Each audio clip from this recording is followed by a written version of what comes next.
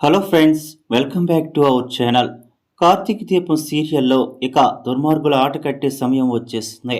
ఎన్నాళ్ళు తమ మోసాలతో కుతంత్రాలతో అందరి కళ్ళల్లో ఏమార్చి బతుకుతున్న ఆ పారిజాతం జ్యోత్స్నల పతనం ఎలా ఉండబోతుందో చూస్తే మీ రోమాలు నిక్కబొడుచుకోవడం ఖాయం.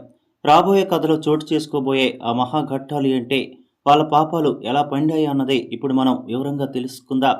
అసలు ఈ పారిజాతం జ్యోత్స్న చేసిన మోసాలు అన్నీ ఇన్ని కావు. ముందుగా వీళ్ళ కుట్రల గురించి మాట్లాడుకోవాలి. ఎందుకంటే వీళ్ళు చేసిన పాపాలకు ఎన్ని జన్మలెత్తినా శిక్ష తప్పదో. పురిట్లోనే కన్నతల్లి సుమిత్రకు తన బిడ్డ దీపను దూరం చేసిన మహాపాపి ఆ పారిజాతం. దాసు కూతురైన జ్యోత్స్నను తీసుకువచ్చి సుమిత్ర కూతురిగా ఎన్నాళ్ళు రాజభోగాలు అనుభవించేలా చేస్తుంది. అసలు వారసురాలైన దీప అనాథల ఎన్నో కష్టాలు పడుతూ ఉంటే ఈ పారిజాతం జ్యోత్స్న మాత్రం దీపను ఇంట్లో పని మనిషి కంటే హీనంగా చూశారు. దీప ఎదుగుతుంటే వారవలేక, కార్తీక్ ఆమెకు అండగా నిలబడుతుంటే సహించలేక వీళ్ళాడిన నాటకాలు దారుణం. దీపను అడ్డు తొలగించుకోవడానికి ఏకంగా ఆమె ప్రాణాలు తీయడానికి కూడా వెనుకాడలేదు ఈ జ్యోత్స్న. ఇప్పుడు సుమిత్రకు ప్రాణాపాయ స్థితి వస్తే ఆమెకు వైద్యం జరగకుండా అడ్డుకునే, ఆమెను కూడా శాశ్వతంగా దూరం చేయాలని పన్నిన పన్నాగం వీళ్ళ రాక్షసత్వానికి పరాకాష్ట. సుమిత్రకు తోడుగా దీప ఉంటే వైద్యం విజయవంతం అవుతుందని తెలిసే దీపను అక్కడికి వెళ్ళనివ్వకుండా చేయడానికే ఏకంగా చిన్నారి శౌర్యను దుండగులతో ఎత్తుకుపోయేలా చేశారు. ఓ పసిబిడ్డ ప్రాణాలతో చెలకాటమాడారు. ఇవన్నీ వీళ్ళు చేసిన మహాపాపాలు. ఇక ఈరోజు కథలో ఏం జరిగిందో ఒకసారి చూస్తే, కార్తీక్ తన విశ్వరూపం చూపించాడు.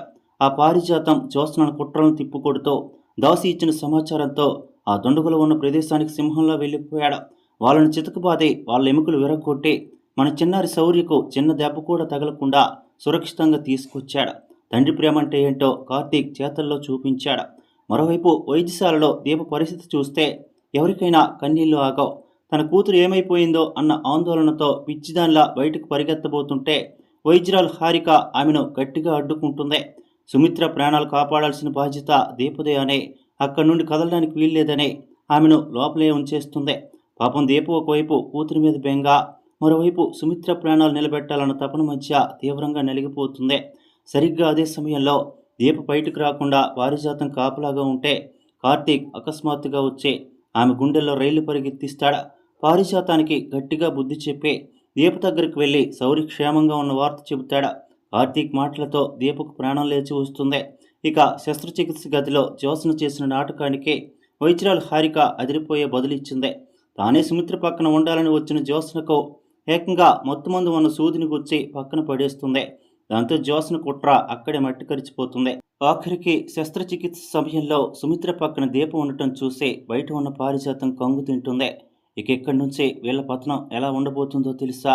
వీళ్ళు చేసిన పాపాలు పండే సమయం ఆసన్నమైందే. ఇంట్లోని సభ్యులందరి ముందు వీళ్ళ భాగోతం బట్టబయలు కాబోతోంది. మొట్టమొదటిసారిగా పారిజాతం దాచిపెట్టిన అతిపెద్ద రహస్యం పగిలిపోబోతోంది. జ్యోత్స్న సుమిత్ర కన్న కూతురు కాదనే దాసు కూతురు అన్న నిజం దశరథ్ గారికి ఎప్పుడో తెలిసిపోయిందే.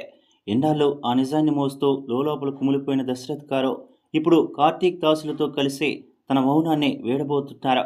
తాను ఎవరినైతే ప్రాణంగా పెంచుకున్నాడో ఆ జ్యోత్స్న తన కూతురు కాదనే, ఎవరినైతే అనాథన్నారో ఆ దీపే తమ అసలు కూతురని ఆయన ఇంట్లో వాళ్ళందరికీ చెప్పే సమయం వచ్చేస్తుంది. రెండోది, కార్తీక్ చేతిలో దెబ్బలు తిన్న ఆ దుండగులు అధికారులకు దొరికిపోతారా.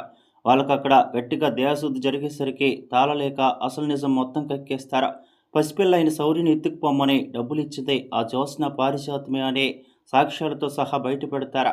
ఇక వైద్యశాలలో వీళ్ళు చేసిన కుతంత్రాల గురించే వైద్యురాలు హారిక కల్లారా చూసింది కాబట్టే ఆమె కూడా అధికారులకు లిఖితపూర్వకంగా వాంగ్మూలం ఇస్తుంది. ఈ బలమైన ఆధారాలన్నీ ఒకచోట చేరేసరికి ఇంట్లో పెద్ద దిక్కైన శివనారాయణ గారికి ఈ కుట్రలన్నీ తెలిసిపోతాయి. ఆయన కోపం కట్టలు తెంచుకుంటుంది. కల్లెర్ర చేసి అగ్నిపర్వతంలో బద్దలవుతాడా. ఎన్నాళ్ళు తన కళ్ళెదటే తన నెత్తురు లాంటి దీపకు సుమిత్రకు ఇంత ద్రోహం చేసిన పారిజాతాన్ని జ్యోత్స్నను అసహ్యించుకుంటూ నిలదీస్తాడా. ఇంటి సభ్యులందరి ముందు వాళ్ళిద్దరూ తలదించుకుని దొంగల్లో నిలబడతారా. పారిజాతం ఎన్ని అబద్ధాలు చెప్పాలని చూసినా దాసు నేరుగా అక్కడికి వచ్చే అందరి ముందు కుండబద్దలు కొడతాడా. సరిగ్గా అదే సమయానికి అధికారులు అక్కడికి చేరుకుంటారా. కార్తీక్ ఇచ్చిన సాక్ష్యాలు, వైద్యురాలి మాటలు, దొండగుల వాంగ్మూలం అన్నీ కలిపి వాళ్ళ మీద అతి కఠినమైన నేరాలు నమోదు చేస్తారా. శివనారాయణ గారు ఏమాత్రం కనికరం చూపించకుండా నా ఇంట్లో వాళ్ళకు చోట్లేదో, వీళ్ళు చేసిన పాపాలకు కారాగారమే సరైన శిక్ష, వెంటనే వీళ్ళను జైలుకు తీసుకెళ్లండి అని చెబుతాడా. ఎంతో గర్వంతో విర్రవీగిన జ్యోత్స్న పారిజాతముల చేతులకు వేడిలు పడతాయి. వాళ్ళ అహంకారం అణిచిపోయి తాము చేసిన పాపాలకు ఏడుస్తూ తల ఉంచుకొని వాళ్ళు కటకటాల వెనక్కి వెళ్తారు. ఆ దృశ్యం చూస్తున్న దీప కళ్ళల్లో ఎన్నాళ్ళు తాను పడ్డ కష్టాలకు తగిన న్యాయం జరిగిందన్న ప్రశాంతత కనిపిస్తుంది. ఇదండి రాబోయే కథలో జరగబోయే అతిపెద్ద మలుపులో. ధర్మం ఎప్పుడూ గెలుస్తుంది. పాపం చేసిన వాళ్ళు ఎప్పటికైనా శిక్ష అనుభవించక తప్పదని ఈ కథ మరోసారి మనకు నిరూపించబోతోంది. దీప, కార్తీక్, సుమిత్రుల జీవితాల్లో ఒక కొత్త వెలుగు రాబోతోంది. ఈ అనూహ్యమైన పరిణామాల గురించి మీరంతా ఏమనుకుంటున్నారా? జ్యోత్స్న పారిజాతములకు పడే ఈ కఠినమైన శిక్ష సరైనదేనా? మీ విలువైన అభిప్రాయాలను కింద కామెంట్స్ రూపంలో తప్పకుండా తెలియచేయండి.